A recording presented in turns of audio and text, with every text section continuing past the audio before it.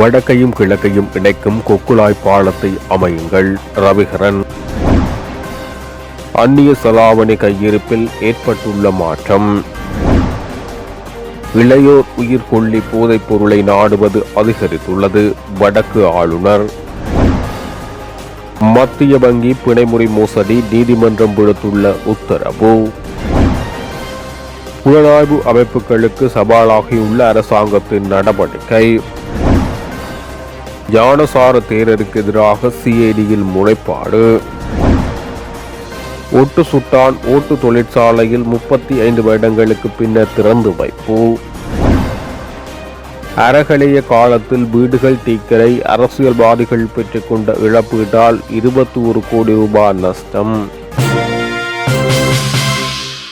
முல்லைத்தீவையும் கிழக்கு மாகாணத்தின் திருகோணமலையையும் இணைக்கும் கொக்குழாய் பாலத்தை நிர்மாணிப்பதற்கு நடவடிக்கை மேற்கொள்ளுமாறு போக்குவரத்து நெடுஞ்சாலை துறைமுகம் மற்றும் சிவில் விமான சேவை அமைச்சர் பிமல் ரத்நாயகவிடம் வன்னி மாவட்ட பாராளுமன்ற உறுப்பினர் துரைராசா ரவிகரன் கோரிக்கை விடுத்தார்.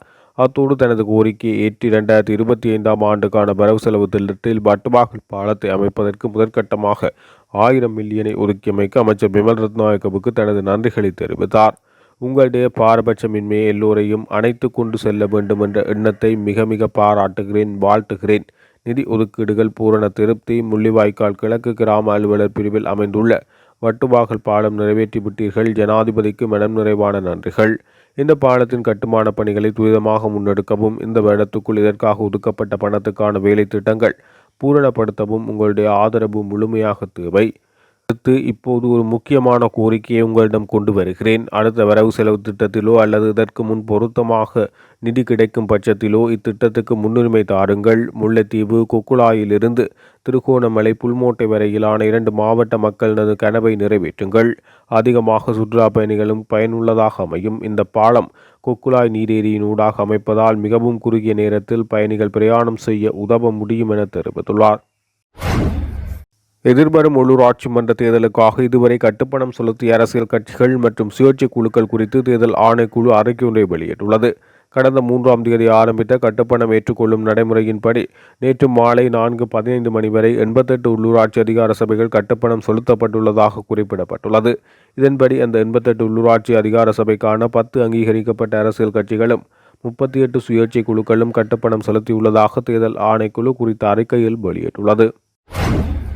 அந்நிய செலாவணி கையிருப்புகளின் மதிப்பு கடந்த ஜனவரி மாதத்துடன் ஒப்பிடுகையில் பிப்ரவரி மாதத்தின் இறுதியில் சற்று அதிகரித்துள்ளது. இதன் பிரகாரம் கடந்த பிப்ரவரி மாத இறுதிக்குள் அந்நிய செலாவணி கையிருப்பு 6095 மில்லியன் அமெரிக்க டாலராக அதிகரித்துள்ளது. இலங்கை மத்திய வங்கியின் சமீபத்திய தரவு அறிக்கைகள் இது தெரிய வந்துள்ளது. கடந்த ஜனவரி இறுதியில் இலங்கையின் அந்நிய செலாவணி கையிருப்பானது 6065 மில்லியன் டாலர்களாக பதிவாகியுள்ளது. இந்த நிலையில் பிப்ரவரியில் அதிகாரப்பூர்வ இருப்பு சொத்துக்கள் 0.5% சிறிதளவு அதிகரிப்பு ஏற்பட்டுள்ளது.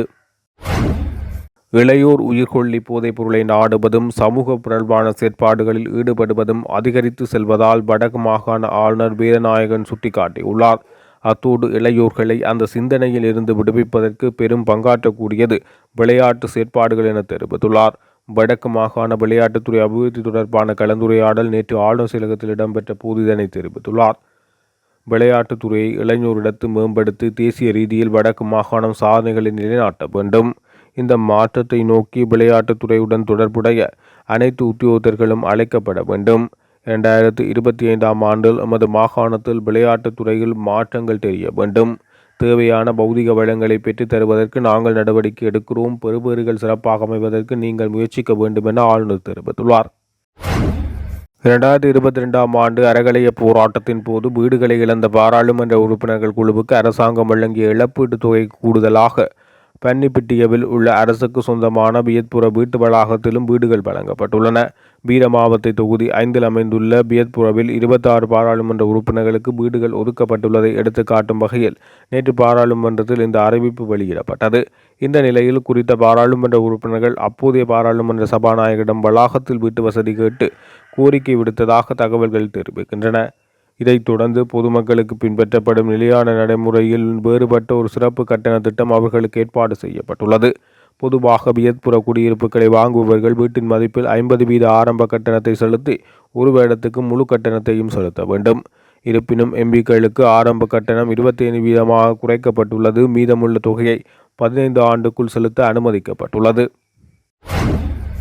2015ஆம் ஆண்டு இலங்கை மத்திய வங்கி நடாத்திய பிணைமுறி வெளியீட்டின் போது அரசாங்கத்துக்கு நஷ்டம் ஏற்பட்டுள்ளதாக கூறப்படும் பெர்பெச்சுவல் ஸ்டெரரிஸ் நிறுவனத்தின் இலங்கை மத்திய வங்கியில் பராமரிக்கப்படும் கணக்குகள் குறித்த அறிக்கையை அழைக்க நடவடிக்கை எடுக்குமாறு நீதிமன்றம் உத்தரவு பிறப்பித்துள்ளது.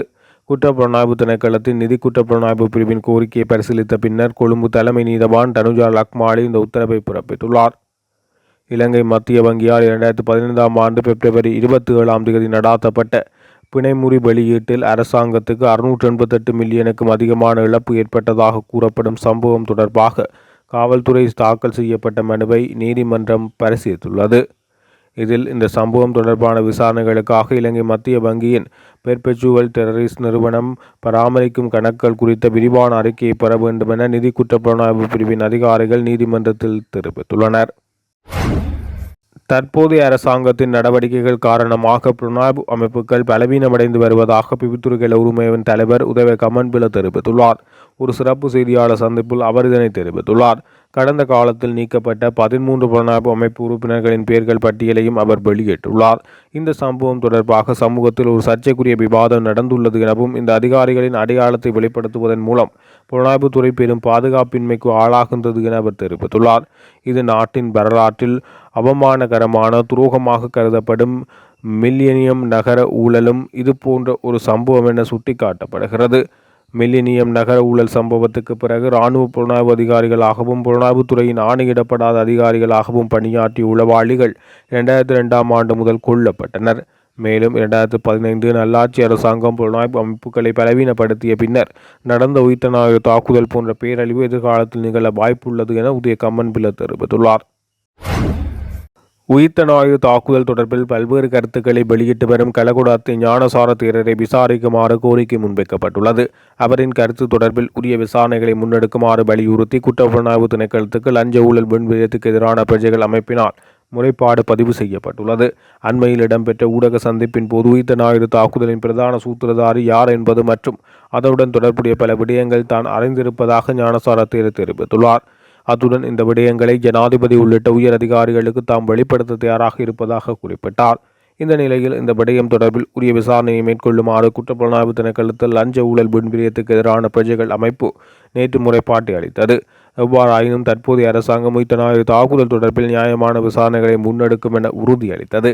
இந்த நிலையில் தேரரின் இந்த அறிவிப்பு தாக்குதல் தொடர்பில் முன்னெடுக்கப்படும் விசாரணை நடவடிக்கைகளுக்கு முக்கியமானதாக அமையும் என அந்த அமைப்பு சுட்டிக்காட்டியுள்ளது. முல்லைத்தீவு ஓட்டு சுட்டான் ஓட்டு தொழிற்சாலை 35 வருடங்களின் பின்னர் நேற்று மீண்டும் மாலை 4:30 மணியளவில் திறந்து வைக்கப்பட்டது. முதற்கட்டமாக குறித்த தொழிற்சாலையின் பழைய இயந்திர சாதனங்கள் திருத்தம் செய்து நேற்றைய தினம் ஆரம்பிக்கப்பட்டது. எதிர்காலத்தில் புதிய உபகரணங்கள் கொள்வனவு செய்ய இருப்பதாக தெரிவிக்கப்பட்டுள்ளது. குறித்த நிகழ்வில் கைத்தொழில் அமைச்சர் சுனில் ஹந்துன்னத்தி மற்றும் நிதி பிரதி அமைச்சர் ஹச சூரிய பெரும, ராமலிங்கம் சந்திரசேகர், யாழ் மாவட்ட பாராளுமன்ற உறுப்பினர், பன்னி மாவட்ட பாராளுமன்ற உறுப்பினர்கள் மற்றும் முல்லைத்தீவு மாவட்ட செயலக பிரதேச செயலக உயர் அதிகாரிகள் குறித்த பிரதேச மக்கள் பங்கு பெற்றதுடன் இடம்பெற்றமை குறிப்பிடத்தக்கது. அறகலையவின் போது தீக்கிரையாக்கப்பட்ட அரசியல்வாதிகளின் வீடுகளுக்கு இழப்பீடும் வழங்கப்பட்டுள்ளது. புதிய வீடுகளுக்கு வழங்கப்பட்டுள்ளது. அத்துடன் காப்புறுதி தொகையும் வழங்கப்பட்டுள்ளது. உண்மையில் இவர்களே தமது வீடுகளுக்கு தீ வைத்துக் கொண்டார்களா என்ற சந்தேகம் காணப்படுகிறது. ஏனெனில் வீட்டில் ஜன்னல் தீக்கிரையானதற்கும் ஒரு சிலர் இழப்பீடு பெற்றுள்ளார்கள். புதிய வீடுகள் வழங்கிய போது முதல் தொகை மாத்திரம் செலுத்தப்பட்டுள்ளது. இதனால் அரசுக்கு 21 கோடியே 19 லட்சம் ரூபாய் நட்டம் ஏற்பட்டுள்ளது என வீடமைப்பு பிரதி அமைச்சர் டிபி சரத் தெரிவித்துள்ளார். 2022 மே 9 சம்பவத்தின் போது அரசியல்வாதிகளின் வீடுகள் தீக்கிரையாக்கப்பட்டதாக குறிப்பிடப்பட்டது. தற்போதைய சபாநாயகர் 76 அரசியல்வாதிகளுக்கு வீடுகளை வழங்குமாறு அரசாங்கத்திடம் வலியுறுத்தியிருந்தார். இதற்கமைய கொழும்பில் நிர்மாணிக்கப்பட்ட சொகுசு வீட்டு திட்டத்தில் 76 வீடுகள் ஒதுக்கப்பட்டுள்ளன.